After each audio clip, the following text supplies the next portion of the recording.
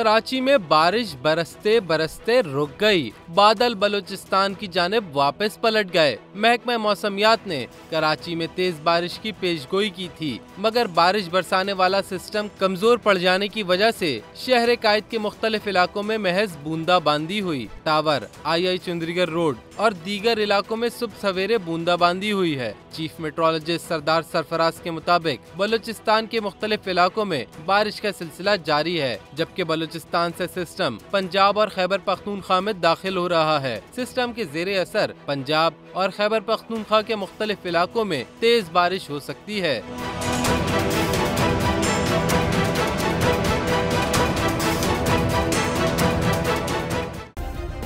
Subscribe करें और bell दबाएं ताकि कोई खबर रह न जाए।